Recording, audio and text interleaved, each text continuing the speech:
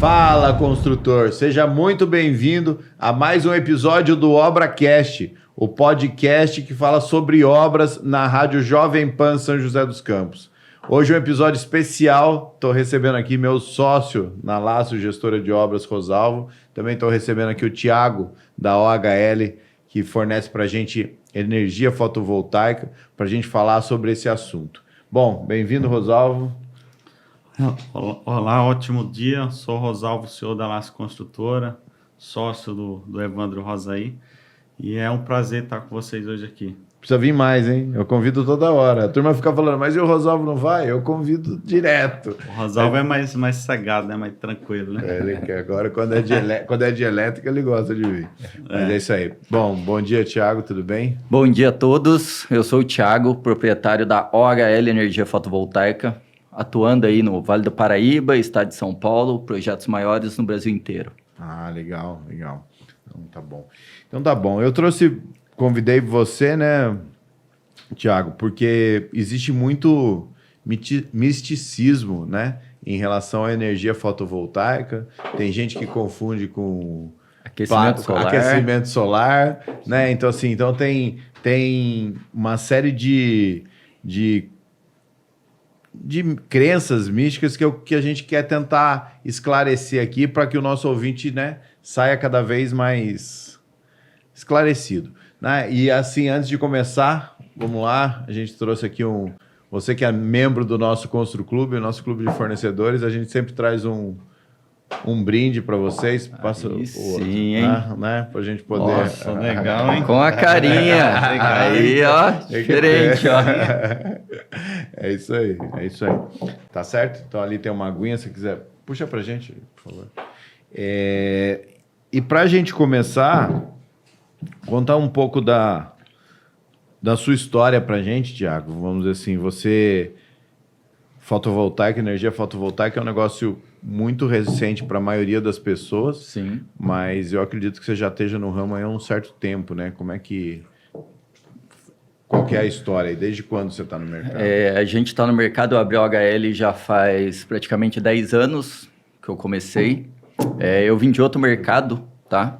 Vim do mercado bancário, fiquei 10 anos em banco, eu era gerente de agência. Então eu mudei toda a minha estrutura de vida. Na verdade, eu comecei quando eu sou graduado em administração e pós-graduado em gestão de negócios e finanças e controladoria também. E quando eu fiz uma pós em gestão de negócios, a gente tinha que abrir uma empresa. E eu sempre quis ter empresa, meu pai tem empresa há muitos anos, né, mas é em outro setor. E eu queria algo inovador e sustentável que ajudasse o planeta. E quando eu fiz essa pós-graduação, você tinha que abrir uma empresa. Uma das empresas que eu foquei em analisar foi o mercado fotovoltaico, mas nem existia no Brasil na época. Isso em 2011. Entendi. Tá? Então, eu fiz um estudo pelo mercado americano, que era um mercado também novo na Flórida e tudo mais. E daí, no Brasil, quando houve a oportunidade de começar o mercado fotovoltaico, que foi em dezembro de 2012, eu já comecei a me preparar, eu sempre me preparei para ter uma empresa. Mas muitos acham que eu sou engenheiro, eu não sou engenheiro, tá? Eu sou técnico em elétrica, estudei muito fotovoltaico porque é um mercado que não tinha no Brasil. E a OHL foi a primeira empresa do eixo Rio-São Paulo. E a minha casa, que eu fiz uma casa com um modelo sustentável, aquecimento solar, para mostrar a diferença para o cliente, sistema fotovoltaico, foi a segunda casa do eixo Rio-São Paulo a ter esse sistema instalado, que é onde começou a OHL, né? Eu fiz a casa, virou empresa, depois virou casa e showroom, e hoje a empresa fica em São José dos Campos, no Urbanova. A nossa distribuidora também, porque nós temos hoje distribuidora própria, né? Então, nós temos material pronto entrega. Tá certo. Bom, que orgulho, então, ter você no nosso Constru Clube, né? Vamos dizer assim, para quem não sabe, Constru Clube é uma plataforma onde a gente reuniu todos os nossos fornecedores, na verdade, os nossos principais fornecedores, né? E a nossa ideia lá, Thiago, é fomentar não só a questão dos acabamentos. A gente vê que muita gente dá valor em ter fornecedores de acabamentos, em ter fornecedores da parte de arquitetura, né? Então, a gente tem participando lá desde perfuração de estaca, topografia, concreto, blocos, ou seja, a gente tem todo o ecossistema, inclusive acabamentos, né? Porque assim, a disputa pelo cliente, ela está cada vez mais acirrada. Então, se a gente estiver num lugar onde o cliente foi lá e ele começou a consumir o ConstruClube na perfuração da estaca, a chance dele continuar consumindo até o final é muito maior do que a gente ter que brigar com o cliente, pelo cliente só lá no acabamento, né? Mas, Rosalvo, a gente fazendo uma ponte, né? A primeira pergunta que eu queria fazer para você. A gente deixa todas as casas preparadas para receber energia fotovoltaica, certo? Mas e o cliente que não... A casa foi construída numa outra época, numa época onde não existia isso. É muito difícil para ele adaptar? Não, na realidade é assim, só fazendo uma ponte aí com a Lácio, né? A Lácio já deixa, desde a primeira obra até hoje, todas as obras da Lácio, ela já deixa essa infraestrutura para fotovoltaica, independente do cliente já instalar ou não, bem também como as tomadas para carro elétrico, já desde a primeira obra até hoje. Então, isso já era uma preocupação nossa lá no começo, né? E voltando agora para a sua pergunta, na verdade não é difícil, porque são infras simples, né, Tiago? Tem que fazer algum ajuste ali, óbvio, tem que se preocupar com a estética, né? Porque a maioria do pessoal, a gente que vai esse tipo de serviço são em casas que já está morando há bastante tempo, então assim, tem que fazer uma infra simples, né? Do primeiro quadro para cima do telhado, né? Teoricamente é uma infra simples, mas tem que se preocupar com a estética e o acabamento disso para que não descaracterize o imóvel. Tá certo. E você faz muito para obras antigas assim ou é mais para casa nova? Hoje, em torno de 40% são casas que já foram construídas, 60% obras novas, né? Residenciais, estou dizendo. Mas é aquela questão, muitas vezes a infra é simples, então é questão elétrica. Tendo o conduíte elétrico, a passagem ali, é fácil de se instalar o sistema. Muitas vezes, se não tiver, vai ter aquele trabalho civil de ter que rasgar a parede, fazer o serviço civil, passar um conduíte, mas não é nada que vai impactar muito uma obra gigante dentro de uma casa, tá? É algo simples aí, uma obra rápida. E eu acho que tem tudo a ver, né? Engraçado, eu não sabia dessa sua outra atividade antes da empresa, antes da OHL, mas na verdade é uma planilha, né? Contratar energia fotovoltaica é um investimento e analisar tempo de retorno, né? No fim do dia, eu acho que essa é a conta que todo mundo quer. É matemática, né? Quer que o sistema se pague. Isso me ajudou muito, porque eu até mesmo na nossa proposta eu mando uma planilha do retorno do investimento, né? Que é o payback. E hoje, em torno, o investimento no sistema fotovoltaico está retornando para o cliente de 2% até 3%, dependendo do sistema. Então, se você pegar num investimento renda fixa, quem faz, você não encontra isso no mercado, né? É um sistema que hoje o investimento dele ele se paga sozinho.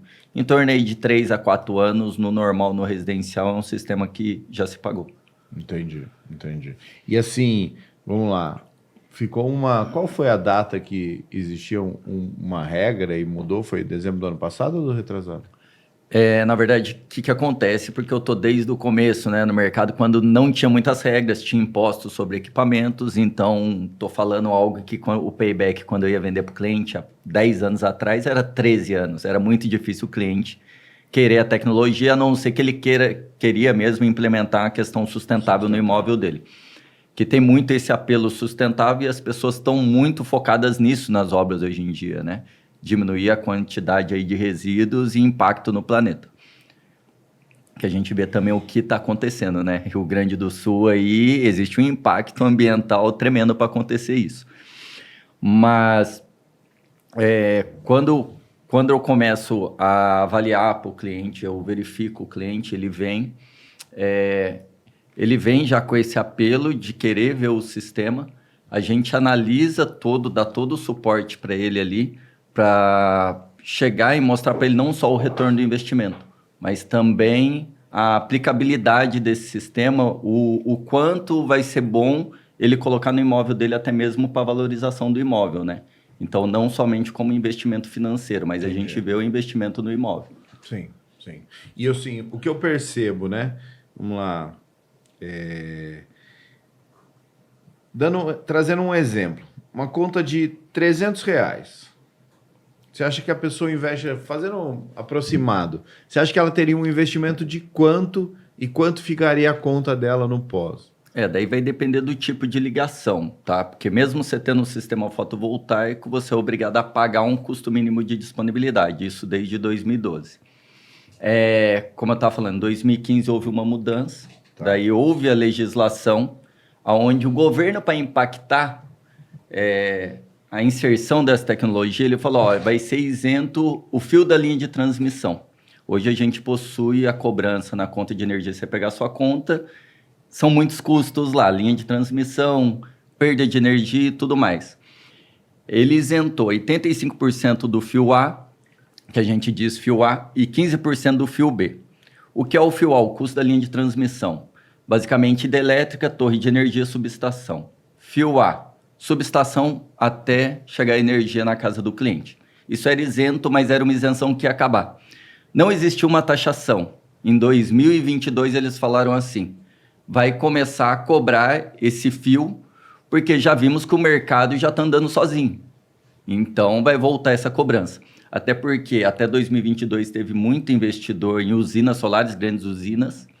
E daí, imagina, por exemplo, pega uma grande rede, X, ela tem lá no Brasil 300 lojas, ela ia para o Nordeste ou para o sul da Bahia ali, tá? Que é uma grande região de geração, as melhores regiões de geração é o norte de Minas e sul da Bahia, quanto à radiação. Pegava uma área muito barata, fazia uma fazenda solar, investia milhões, e daí ele gera energia ali e mandava para a rede dele. E ele tinha um impacto muito grande o custo da linha de transmissão, isso para as concessionárias e para o governo. Porque é concessão. Quem é o dono da energia nossa? O governo. Tá. É apenas uma concessão. Então, ia acabar esse desconto. Daí, teve uma mídia errada falando de taxação, né? Mas não é uma taxação. Na verdade, vai acabar uma isenção. Desde 2023 começou daí tirou a isenção, mas gradativo. Em 2023, 15%, 24% vai ser 30%, vai chegar a 100% do custo, essa linha de transmissão fio A e fio B, em 2029.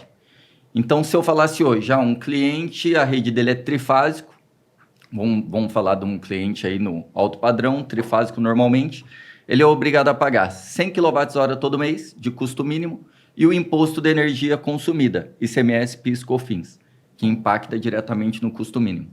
Um cliente desse, hoje, ele paga em torno de uns 100, 110 reais de custo mínimo. Isso ele sempre vai pagar, tá?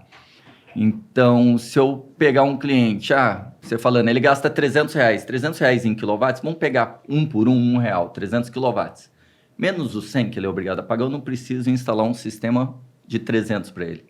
Eu instalo um sistema de 200 e que ele use esse 100, já que ele é obrigado a pagar, tá?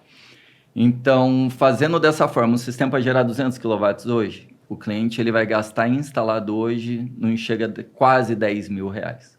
Ele coloca o sistema instalado para ter uma economia de 200. Então, aí já vai ter um payback aí, se a gente fazer uma conta fácil, 10 mil por 200, 50 meses aí. 4 anos. Quanto maior o consumo, menor o payback também. Tá. E daí, no impacto da mudança de legislação, o que ocorre? Se fosse 2029 agora, está cobrando 100% do custo da linha de transmissão. O cliente que pagaria 100 reais hoje, ele estaria pagando 130 reais no custo mínimo. Porque ele vai pagar um custo mínimo. É muito pouco, entendeu? Mas ele usa esse custo mínimo.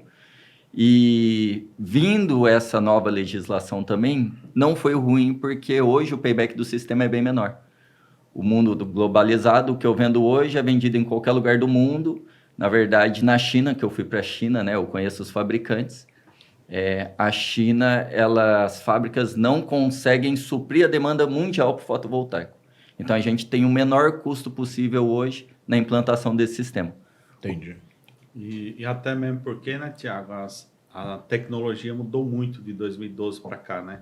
Então, as placas estão cada vez menores e mais eficientes, né? Isso. A briga tecnológica é isso. Na verdade, era muito utilizado inversor. Existe por questão de custo hoje o inversor, mas tem suas diferenças tecnológicas.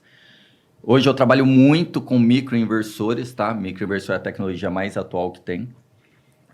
A gente é o maior instalador hoje do maior fabricante, eu sou o maior instalador das Américas neles, até por isso a gente vai para a China, conhece e ajuda também na pesquisa e desenvolvimento com algumas empresas da China no Brasil, nessa questão.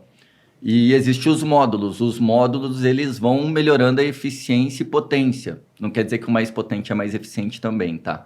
Quando eu coloquei no meu imóvel, era módulo de 240 watts, que eu digo, com uma eficiência de 14,5%. O que quer dizer isso? Eu pegava um módulo de 240 watts, ele tinha 1,65 por 1. Em 1 metro quadrado dele, o máximo que se transformava em energia elétrica era 14,5%. Tá?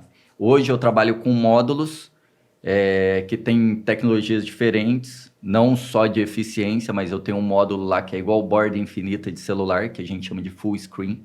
Ajuda também ao desenvolvimento, menos limpeza, então acaba tendo uma vida útil maior. Ele é de 585 watts, a eficiência dele de 22,65%. Então, ele gera mais energia por metro quadrado. Mas eu tenho módulos de grandes usinas, quando a gente faz fazenda solar, a gente implanta módulo acima de 600 watts. Esses módulos foram para usinas de solo, tá? Fazenda solar. Tem gente que põe no telhado, mas ele não é específico para o telhado. Sim. Eu tenho um módulo de 700 watts com uma eficiência de 21,5%. Por isso que eu falo até para o cliente se atentar. Não é o mais potente que é mais eficiente. Existem as diferenças tecnológicas em cada produto. Entendi. E eu tento ficar ligado no que se atualiza, né, no mercado. Então, mas a dúvida é o seguinte, por exemplo, a conta mínima hoje sairia R$100. E lá em 2029 vai sair 130. Tá, mas se eu colocar meu sistema hoje, o meu em 2029 vai ser 130 ou vai ser R$100? Daí vai depender da bandeira tarifária. No Brasil, isso é uma incógnita, né? Não, mas assim, o que eu não entendi é o seguinte, se eu faço nesse ano, sim, eu asseguro o benefício para sempre, é isso? Ou não, o benefício é independente? Não, o governo taxou, ele vai ser cobrado. Você vai ser cobrado sempre sobre o custo mínimo e o imposto sobre a energia que você consumir. Independente de quando eu coloquei a placa. Independente. Porque assim, a crença do mercado, me corrija aí se eu estou errado, Rosalvo, era o seguinte, não, se eu não fizer esse ano, o ano que vem eu vou pagar mais. Mas se eu não fizer esse ano e fizer o ano que vem, se eu fizer esse ano, o ano que vem eu também vou pagar mais. É em função do governo, é isso? Na verdade, o que aconteceu em 2022? Que o pessoal tem essa crença, agora não vale mais a pena colocar fotovoltaica. Isso, essa é a pergunta. Na verdade não é isso. O que aconteceu em 2022? Quem colocou até 2022 ficou isento desse custo da linha de transmissão fio A e fio B até 2045. Mas imagina que isso é um impacto de R$30 no custo mínimo, estou falando no trifásico. É mínimo, é 30%, na verdade. Então, só que daí o marketing ele é muito, muito louco, né? Porque, na verdade, isso ajudou você a vender placa até 2022. Vendeu muito. Beleza? Sim. Tudo bem. Só que também tá te dificultando a vender agora, porque o cara fala assim, não fiz em 2022, então não vou fazer mais. Sim. E no fim a gente tá falando de R$30. Sim, e falar para você que em 2022 o payback era de 4 a 5 anos e hoje o cliente coloca o sistema, você paga de 3 a 4. Agora o benefício está melhor do que antes de 2022. Eu sempre falei isso, eu sempre acreditei muito nessa evolução da placa, no custo da placa, né? Tanto é que as placas começaram já desde o início, elas são fabricadas na China ou não? Antes? Não. Começou a primeira célula fotovoltaica, na verdade foi nos Estados Unidos.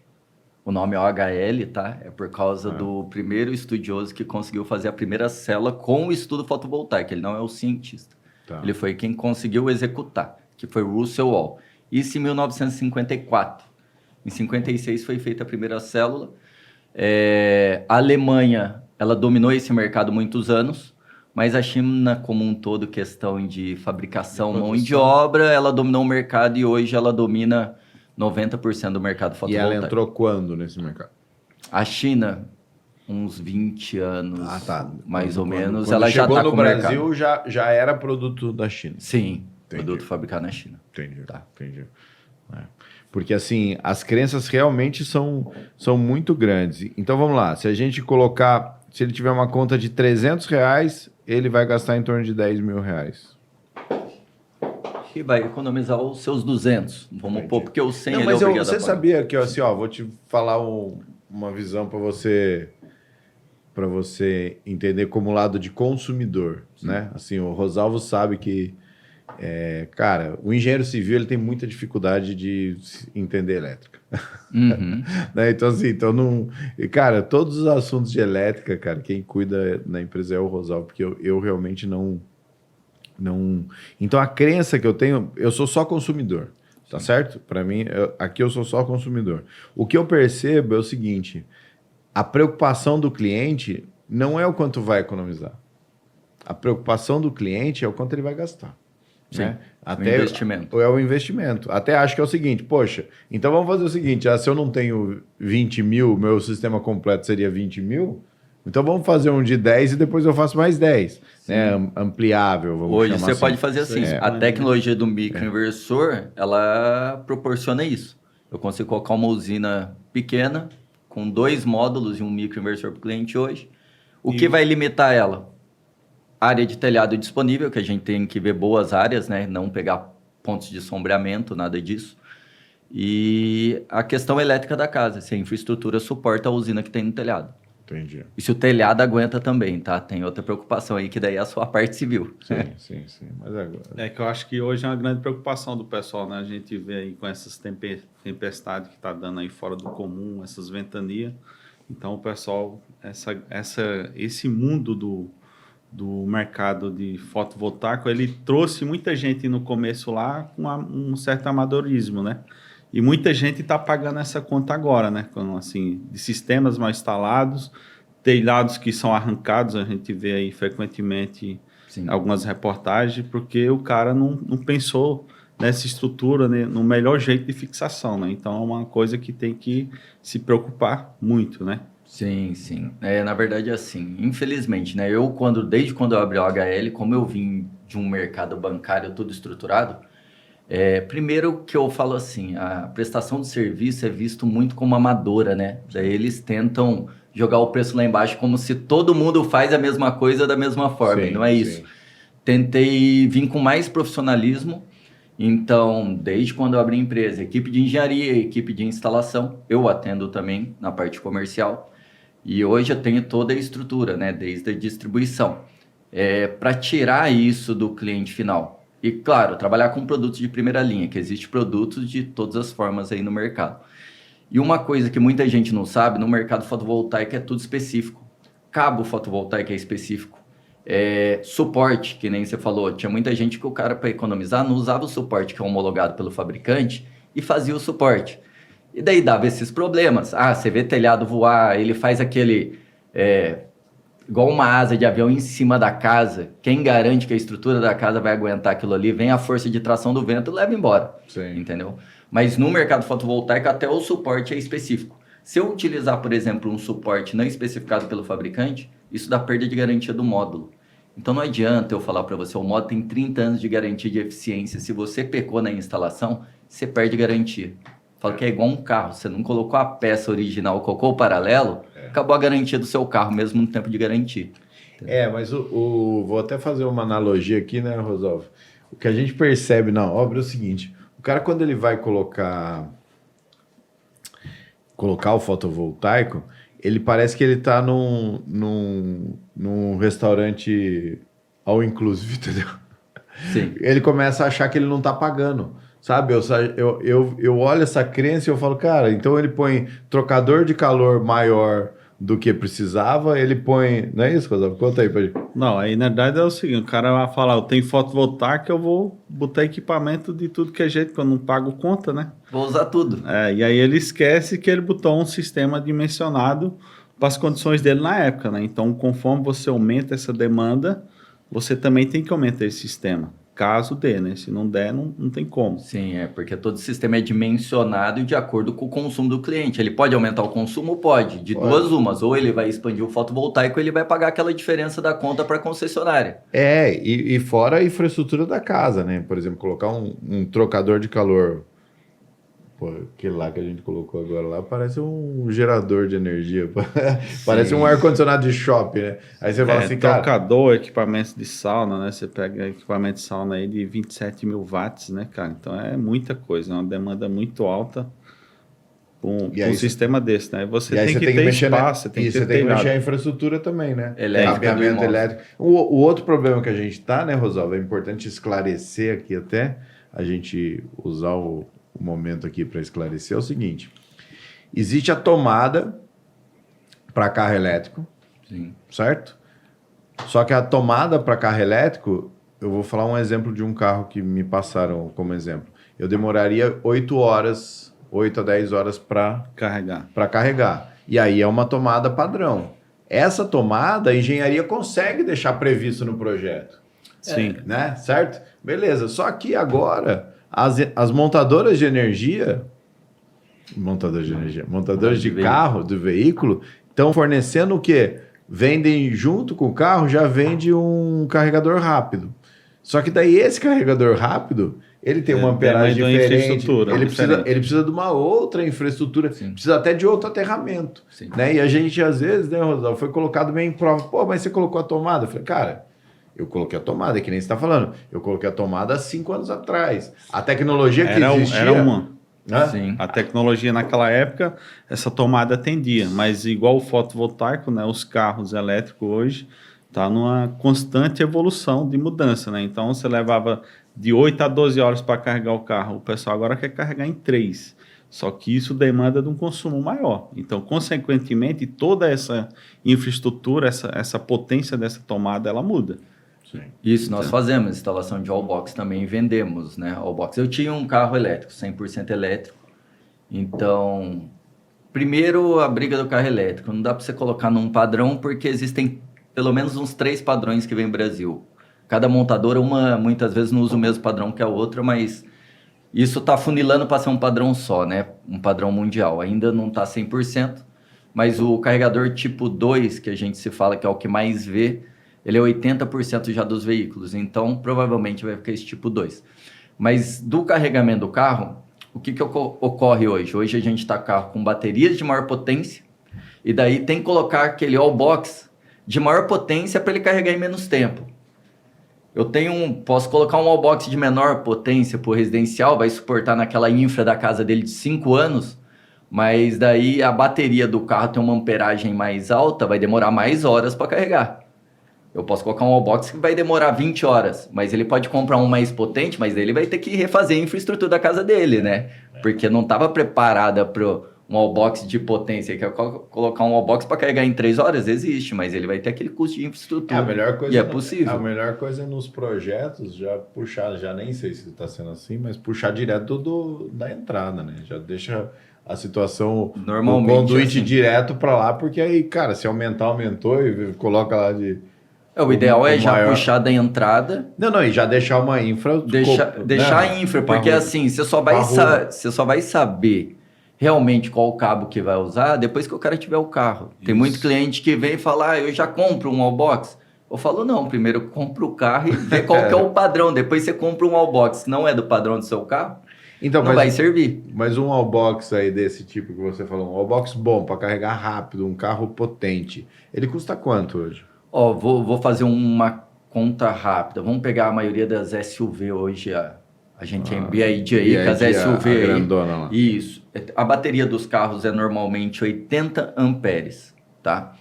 De 80 amperes. Um carregador rápido, vamos pegar um residencial que a gente consiga colocar de 22,5 kW, a gente está falando 22,5 kW por hora, e é de 80 kW a bateria, 4 horas. Claro que quando chega lá no finalzinho da bateria, demora um pouquinho mais, mas 5 horas carregou.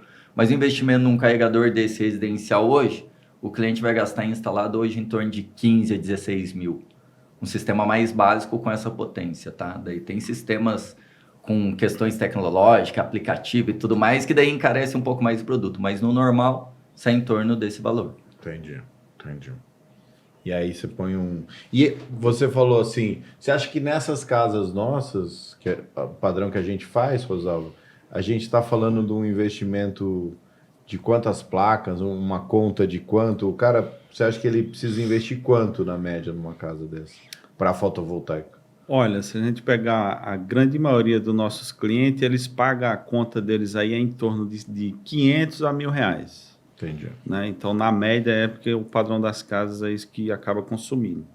Né? E aí acho que o Tiago consegue explicar melhor a quantidade de placa. Mas essas casas também impactam muito, porque elas não são casas que têm telhados muito grandes, né? Que a gente está falando aí de sobrado, que já tem sistema de aquecimento de boiler, né? Tem sistema de aquecimento solar de piscina. E aí, quando você vai ver, você não tem muito espaço que sobra para que dê para colocar um sistema fotovoltaico que vá suprir essa demanda dele. Tem que ser uma conta de trás para frente. Você tem tantos metros de telhado, então dá para pôr tantas placas. Exatamente. Isso. Por isso que daí o melhor é utilizar o que tem mais potente e eficiente no mercado hoje. Hoje, primeiro, a arquitetura é aquele tipo telhado embutido, a maioria das casas. Então, é algo que, realmente, tem outras tecnologias no telhado e tem áreas do telhado que a gente não consegue utilizar por conta de sombreamento. Mas eu utilizo muito o microinversor, porque os módulos, as placas fotovoltaicas trabalham de forma individual. Então, se tiver sombra em uma, não vai afetar na outra, dependendo do horário do dia. Mas o estudo fotovoltaico é feito das 10 às 3 da tarde, tá? Então, se vier sombra antes ou depois, não é algo considerado no estudo. E com essa tecnologia, eu consigo utilizar em várias partes do telhado. Como o Oswaldo falou, na média de 500 a R$ 1.000 os clientes. Hoje, o investimento de um sistema desse depende da tecnologia. Se for inversor ou micro, com o inversor costuma ficar um pouco mais barato. Mas a gente está falando de um investimento de 18 a 30 mil reais. Tá? De 1.000 seria 30 mil reais. Daí depende da infraestrutura da casa, telhado, pode ser... Já na placa que é a menor. A mais atual do mercado, eu estou falando isso hoje. Porque assim, que nem falou, acho que eu não sei se a mais potente também é a menor, mas assim, eu acho que o mais importante é que seja a menor, porque a gente vai ter uma área pequena, né? Sim, na verdade é você pegar sempre o módulo fotovoltaico mais eficiente, porque ele vai gerar mais energia por metro quadrado. Isso. Entendi. Mas, por exemplo, aí numa conta dessa de 1.000, você acha que a gente precisa pôr quantos metros quadrados? Vou pegar aí... Esses de 30 mil reais, só mais ou menos. Mais ou menos 40 metros quadrados. A gente está falando hoje. Hoje... Vou pegar um módulo que eu tenho mais eficiente, estou falando de 16 módulos, não é uma área tão grande no telhado, mas é aquilo que eu falei, a gente tem que ver as áreas que não pegam sombreamento, para ter uma melhor performance do equipamento, tá? Porque o estudo não é qualquer orientação do telhado, ponto de sombreamento, porque o fotovoltaico existe o estudo que a gente faz da região, daí no estudo da região tem regime de ventos, temperatura, orientação... Então tem muitas variáveis envolvidas para se chegar no cálculo e colocar algo mais assertivo para o cliente final. Entendi. Por isso tem que fazer o estudo, né? O estudo. Cada cliente tem que ir em loco e ver o que de fato dá, entendeu? Porque muitas vezes ele não vai conseguir suprir toda a demanda dele, mas ele vai conseguir suprir a 80%. Né? E aí eu acho que a conta é racional nesse sentido. Eu consegui abater 50% da minha conta. Tá bom. Não adianta, né? É melhor do que não fazer nada, né? Eu tenho clientes que colocou que não tinha área disponível do telhado. Tem grandes clientes também. A gente fez algumas unidades da Ambev. Fizemos a primeira Ambev no Brasil, algumas unidades daquela rede Smart Fit. Então, se você pegar cliente desse, primeiro que ele é outro tipo de demanda que a gente fala contratada, mas ele quer trazer uma economia porque ele usa energia todo o tempo ali. Pegar uma Smart Fit, ela abre 6 horas da manhã, fecha 11 horas da noite. Ar-condicionado ligado direto. Todas que a gente colocou, enchia o telhado dele, da academia, mas a preocupação era o quê? Primeiro tinha um estudo de estrutural para ver se suportava, né? Que muitas vezes a gente colocava 7 toneladas num telhado distribuído em 1.000 metros. Então tinha que suportar. Para trazer uma economia, muitas vezes, de 50% para a academia. Porque ele se limitou no telhado. E também na infraestrutura elétrica, né? Mas no residencial, quanto a isso, é bem difícil ter problema no residencial. Entendi. Um ou outro cliente que a casa é uma fábrica, né? E daí ele consome muito, então acaba não tendo área disponível. Que daí essa questão, põe trocador, põe ar-condicionado, põe não sei o que, põe ar-condicionado. Põe carro elétrico. Põe carro elétrico, né? Eu falo, tudo foi para demanda Mas elétrica. às 5 da manhã, a Smart Fit tem ar-condicionado ligado, Rosal? Tem, 5 da manhã já tá tinindo. Ele fala pra Das gente. 5 à meia-noite, Ele fala cara. pra gente que tira 5, que vai pra academia às 5 horas da manhã. Ele abre a academia. Ninguém acredita, mas ele continua falando. O pessoal é complicado. Mas voltando aqui, Tiago, acho que um assunto bom da gente abordar aqui e falar, que a maioria das pessoas acha assim, eu instalei um sistema fotovoltaico, eu não preciso fazer mais nada. Né? Então o cara não se preocupe em subir lá em cima, ver como é que tá essas conexões, ou até mesmo pedir para vocês. Então acho que é um assunto bom a gente falar, quais são os cuidados que ele tem que ter para que, de fato, o sistema dele, ele aproveite ao máximo, né? Sim, na verdade, a gente instrui o cliente, todos os clientes a gente dá uma visita preventiva no período de 1 ano e instrui como fazer, tá? O preventivo é para qualquer tipo de equipamento. Na verdade, na elétrica também, numa casa, é indicado você fazer o preventivo de elétrica pelo menos uma vez a cada 2 anos ali. E você vai ver na conta subir, minha casa tá o mesmo equipamento, eu não mudei nada, minha conta tá subindo. Às vezes é um disjuntor com uma resistência elétrica ali e tá fazendo gastar mais. No fotovoltaico, mesma coisa, pelo menos uma vez no ano, locais que tem mais sujeira, poeira, ou tá com muita obra próxima, umas 2 vezes. Eu acho que é um dos grandes vilões hoje, né? As obras do lado, né? As obras do lado, quando é local que tem muita obra, pelo menos umas 2 vezes no ano. Até por isso, hoje eu estou trabalhando com um módulo com essa tecnologia full screen, onde não acumula muita sujeira. Então, a gente fala, quando não tem tanta obra, pelo menos uma vez a cada 1 ano e meio, 2 anos, fazer uma limpeza preventiva. Mas consegue se verificar também isso, porque todo cliente ele tem um aplicativo onde ele monitora de forma online e vê a sua geração. Então, ele consegue também sentir essa queda. Muitos clientes, eles sentem a queda, daí liga para a gente e pede a visita preventiva, mas o correto era pelo menos uma vez por ano. Tem gente que espera 2, 3 anos, né? Depois que ele sente no bolso que está gerando a menos, ele vê que realmente caiu a eficiência, vê os módulos sujos, daí ele se preocupa em fazer a limpeza ali preventiva. Entendi.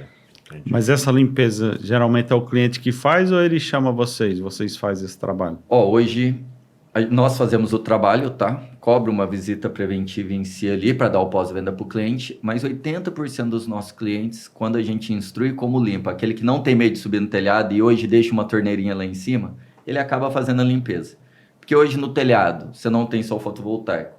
Muitas vezes vai lá, limpa o fotovoltaico, limpa aquecimento solar, limpa as calhas. Então, o telhado é algo que tem que se preocupar para ter uma manutenção. Sim. Né? Porque é algo também, se não estiver bem instalado um telhado, ele pode trazer um problema e um prejuízo muito grande para uma casa, né? Depois que ela está montada. Sim. Agora, outras dúvidas aqui. A primeira coisa, é acumulativo?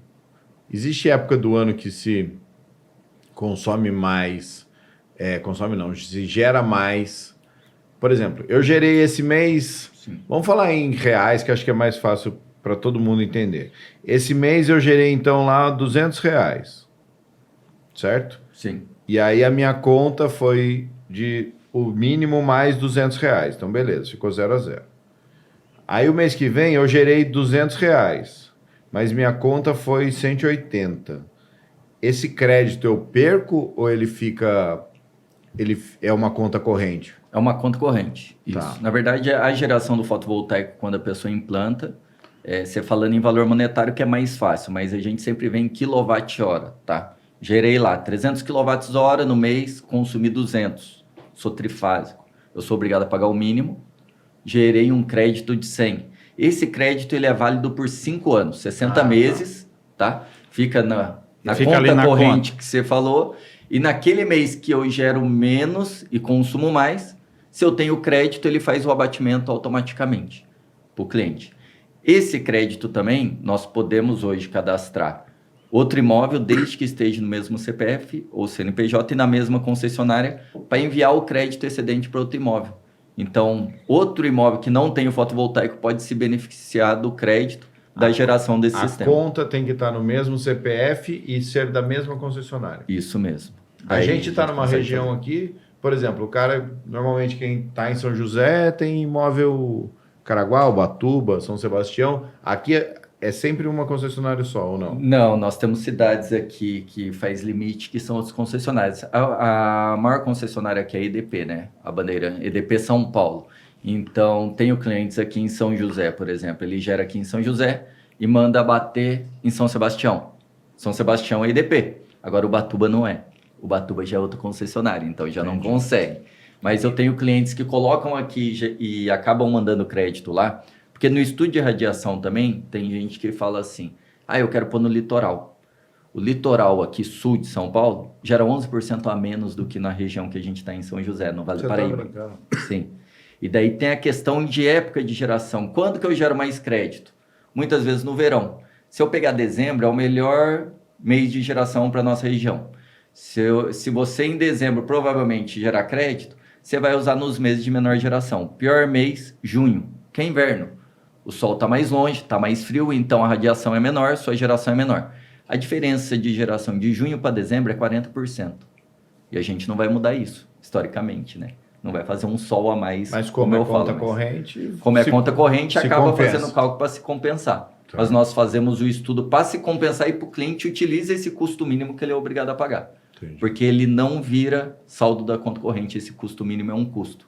É um pedágio que eu falo. Você tem a energia chegando na sua casa, você tem que pagar aquele mínimo, igual água, né? Tá. Mesmo que você não usar, você paga o mínimo.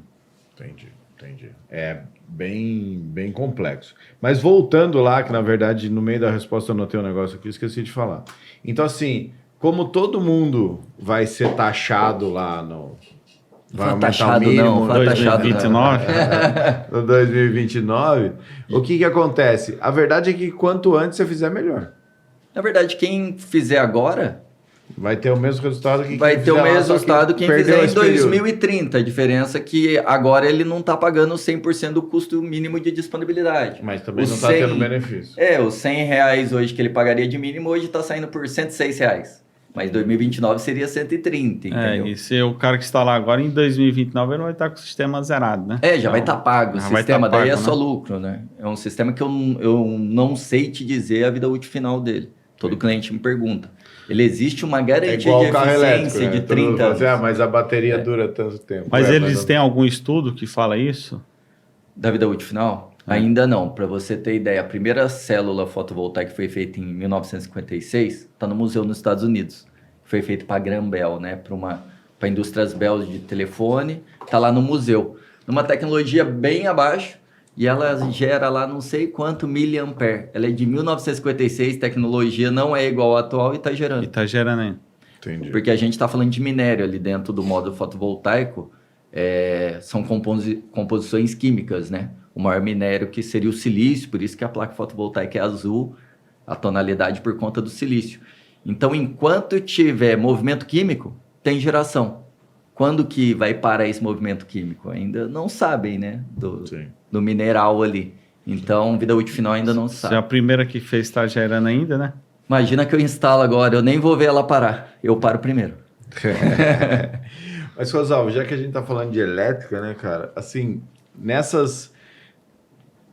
Vamos listar quais são os componentes pesados, né? Que consomem muita energia, né? Que nem, por exemplo, a gente falou quais são. Lista você. Cara, hoje o que consome muito é trocador de calor de piscina, sauna, muita geladeira, ar-condicionado que não é inverter, apesar que tem pouquíssimos hoje no mercado, mas é um equipamento que consome muito, né? E chuveiros, que são poucas casas que ainda tem. Também. E o carro elétrico. E o carro elétrico. Mas uma coisa boa da gente falar aqui também é o seguinte, questão de infraestrutura dessas casas. Então tem muitos clientes que chegam para mim assim e falam, nossa, eu queria ter um sistema que não queimasse meus equipamentos.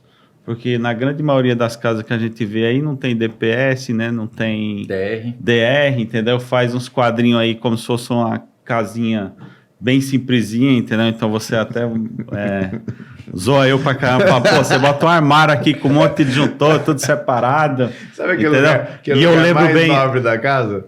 Tipo assim, hall de entrada. Tem aquele armário. Não, ele vai lá para o quadro. Lá, o que ele mais gosta é o quadro. E eu lembrei aqui, o Thiago mesmo, a primeira obra que ele foi fazer a gente, quando ele chegou lá, ele falou, caralho, bicho, como é que vocês botam um quadro desse?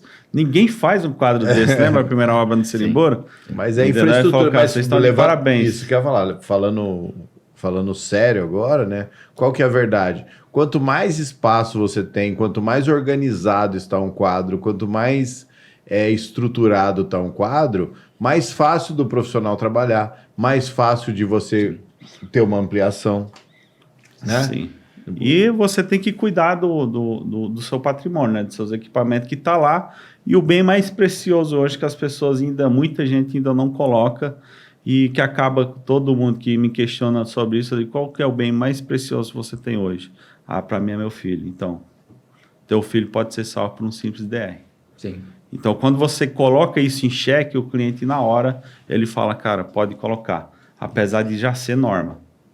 Né? Apesar de já ser norma, mas muita gente ainda bate nessa tecla. Explica fica pessoal, caindo na geladeira, explica fica o que caindo é no o bebedouro. DR, né? O que o DR protege, né? Água, choque.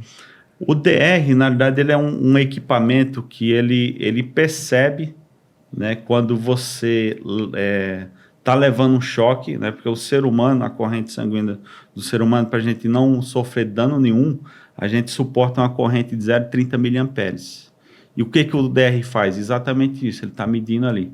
Então, se passar a rede uma corrente acima de 0,30 miliamperes, independente de estar você com a criança levando um choque, ou até mesmo você, uma fuga qualquer, porque acontece muito com o jardim, muito circuito empendurado no DR só, ele vai ter nessa fuga. Então, deu 0,30 miliamperes, acima um pouquinho ele já desarma. É como se ele entendesse que alguém está levando um choque. Então, ele já derruba. Entendi. Entendeu? E assim, quando a gente... Bom, vamos lá, mas voltando nos equipamentos, então é carro... É o carro, a trocador Porque o de carro calor. vai ser o grande vilão, né, cara? Porque você pensa assim, as casas hoje... Normalmente quem constrói uma casa tem no mínimo 2 carros. Sim. Se só esses 2 carros forem elétricos, ele já vai comprar... É que hoje é difícil, né? Na verdade, o carro elétrico, o híbrido está sendo uma... O híbrido é o que tem mais... Vai ser sempre um só, né? Entendi. Vai ser uma segunda opção, talvez, o 100% Concordo, elétrico concordo, aí, né? concordo. Até por conta de questões de autonomia hoje em dia. É porque o carro 100% elétrico, eu acho que ele ainda vai demorar um pouco para pegar de fato no Brasil, porque você vai viajar. O Brasil não tem infraestrutura ainda em todas as cidades, em todas as rodovias para isso. Então, acho que vai demandar um tempo, não sei nem se a gente vamos pegar essa época, né? Sim. Então, eu acredito muito que vai ser... Está preparado para um carro, então, na verdade. Porque você vai ter sua casa preparada, mas eu vou viajar para o Rio de Janeiro e voltar, eu vou ter infraestrutura para carregar esse carro? Não vai, entendeu? Então, isso é um assunto que pesa hoje para o cliente, porque ele fala, eu vou ficar no meio da estrada, não vou correr o risco. Não vai, então vai viajar para mais longe é a mesma coisa. Então, eu acho que essa mentalidade das pessoas só vai virar quando de fato o país tiver essa infraestrutura 100%. Hoje, você estava falando do consumo, igual ele perguntou, né? Você falando trocador de calor, ar-condicionado, mas existe uma questão que eu vejo muitos clientes, o maior vilão é a cultura de consumo. Por quê? Você pode ter 10, 12 ar-condicionado na sua casa, 5. Quantos Pode. que você usa? Muitas vezes vai usar 1 ou 2. Onde você está, né? Trocador de calor. Tem cliente que deixa ligado full time. Tem cliente que coloca um temporizador ou liga só quando vou usar fim de semana. Liga numa sexta e desliga no domingo. Daí é cultura de consumo. Entendi. Você querer economizar ou não. Entendi. Entendeu? O trocador de calor é algo, assim, completamente inviável. Você deixa... Pode ter foto... Aí não vai ter telhado, com certeza. Porque também você não vai estar usando a piscina todo dia, né? Pode até ser uma época determinada do ano, você está usando, você deixa ali aquele mês. Sim. Né? Mas não os 12 meses do ano, né? Ou fogão e indução. O pessoal hoje está colocando bastante também. Mas daí é a utilização. Fogão e indução depende se vai cozinhar ou não direto. Porque existe uma boca, dependendo do fogão de indução, que a potência dela é bem forte, puxa bastante energia, mas cozinha bem mais rápido, né? Entendi. Então tem essa questão, porque tudo tá indo para... A gente tá na transição energética, tudo para elétrico, se você pensar. As casas de 20, 30 anos atrás, elas não estavam preparadas. Hoje a pessoa não tem mais o fogão, ele quer ter lá, ter a panela de arroz, elétrica, feijão, tudo indo para elétrica, air fryer, daí não tem como, a demanda elétrica da sua casa vai aumentar. É verdade. Daí tem que ter uma adequação elétrica nessas casas. Né? Foi engraçado. Outro dia eu tenho uma filha adolescente e a minha esposa não gosta que ela cozinhe e tal quando a gente não tá em casa. Aí ela virou e falou assim, eu vou fazer um cookies lá, não sei o quê. Ah, mas eu não gosto que você mexa com fogo quando eu tô em casa. Aí ela falou, mãe, o forno de casa é elétrico. Ou seja, realmente, a tendência natural é você eliminar ao máximo, né? Não tem jeito, né? Sim. Legal. Mas E de elétrica, assim, Rosalvo, o que você tem percebido mais nas casas, nos projetos, nas preocupações, né? Ou seja, isso aí acaba acarretando no tamanho do quadro, no tamanho do padrão, no tamanho, né? Não, ou seja, uso de gerador, né? Ou seja, 2 casas, né? Que a gente entregou com gerador? 3. 3. 3? 3. Tá. O que você tem percebido gente, na obra lá? O que isso a gente tem impacta percebido que isso já é uma preocupação já no início, desde o projeto. Então, muitas casas, antes o pessoal instalava lá um T2, um T3, entendeu? Agora já está partindo para um T6. Então, você vê que existe uma demanda bem considerada aí, entendeu? Então, é essa preparação já para o futuro, certo? E muitos condomínios hoje, né? Porque a infraestrutura nossa de energia, vem qualquer temporal, qualquer coisa, primeiro a assumir, na maioria dos condomínios aí, a energia. Então, alguns clientes nossos já têm essa preocupação de ter gerador em casa, gerador já a gás, basicamente, todos que a gente instalou, né, para ter esse conforto dessa casa. Né? E também, cada vez mais, esses geradores maior. Então, o primeiro, o nosso, acho que tinha 18 kVA, o segundo já foi 21, o último agora 28. Então, você vê que também está tendo uma demanda. Cada vez mais o cara quer empendurar mais coisa no gerador, porque fala, eu tenho um equipamento, então na hora que eu precisar, eu quero que ele supra toda a demanda da casa, entendeu? Isso que você falou é legal, porque a gente faz um estudo muitas vezes em obra, que ele vai ter uma demanda grande, quando tem o fotovoltaico ele pode diminuir um pouco. Por quê? O fotovoltaico muitos acham assim, eu estou gerando energia na minha casa, está injetando 100%. Na verdade, não. O fotovoltaico é a sua primeira fonte de energia quando ele está gerando. Você tem uma usina na sua casa. Então, como que funciona? Eu tenho lá uma demanda 20 mil watts na minha casa, tem um fotovoltaico e está gerando nesse momento instantaneamente 10 mil watts. Os 10 mil vem do fotovoltaico, alimenta o imóvel, então ele só está demandando 10 mil watts da concessionária. Ele diminuiu a demanda. Sim. De dia, né? Quando ele está gerando ali. Isso é o autoconsumo. Esse é o melhor dos mundos. Vou falar, eu não falei isso. Porque você gerou, consumiu. Na verdade, você gerou, consumiu antes do relógio, que a elétrica é tão rápida que ela nem chegou a passar pelo relógio. E esse é o melhor dos mundos porque eu estou abatendo 100% em valor monetário e 100% em compensação energética. Por quê? Eu não estou pagando imposto, o governo, a concessionária não está vendo, não está passando pelo relógio. Não chega, não entra e sai. Isso. Na verdade, a gente só injeta o excedente na rede de dia e à noite, quando eu uso 100% da concessionária, eu tenho que pagar o mínimo mais o imposto daquilo que eu utilizei. Até converso com muito cliente, ele tem a piscina lá na casa dele, tem empregada colocando lá a máquina para lavar a roupa, para lavar. Eu falo assim, ó, tudo que você puder fazer de dia, você faz. Eu sei que você não vai... Você vai ligar o ar-condicionado à noite, ligar os outros equipamentos, mas bomba de piscina, tudo que você puder fazer para gastar de dia, você paga menos imposto, então você vai economizar. É o autoconsumo. E nisso daí já teve imóveis que tinham uma demanda alta de carga, que a gente já colocou o fotovoltaico desde o início, né? Que ele acabou, a gente conversando com o engenheiro elétrico do imóvel, diminuindo a demanda de carga por padrão do imóvel, por conta da potência do fotovoltaico que a gente ia instalar. E até hoje está rodando, está tudo certinho. Entendi. Não teve problema de parar nenhum equipamento no imóvel. Não, legal. Mas é isso aí. Bom, estamos caminhando aí para o final. Tem alguma dúvida mais com ele aí, Rosalvo? Alguma coisa? Não. Acho que já esclareceu bem aí, né? Só falar, não fure laje, tá? Quando é laje para pôr fotovoltaico, coloque suporte específico. E a manta TPO com fotovoltaico? Com fotovoltaico. Qual é a ordem, né? O famoso O que vem primeiro? Então, na verdade, você tem que pensar em toda essa fixação antes de você entrar com a manta, né? O que vai estar? Não só a placa fotovoltaica, mas também todo o sistema que a casa vai ter em cima desse telhado. Né? Então, se ela tem placa de piscina, você tem que pensar na fixação. Se ela tem sistema de aquecimento solar do boiler, você tem que pensar na fixação. Tem que pensar e tem que fazer tudo isso antes de entrar a manta. Então, entrou a manta, depois entra esses equipamentos. Então, você vai... Esse é o mundo ideal. Esse é o mundo ideal. Entendeu? Para ver se vai suportar esse peso, né? E se vai ter essa resistência também para quando bater o vento não sair voando. Mas se fugir do ideal, aí consegue fazer? Consegue fazer sim. Vamos falar que o cara já tem a manta, já fez lá e falou, eu quero instalar o fotovoltaico. Então, tem que ir lá, tem que estudar o ambiente e procurar a melhor solução possível.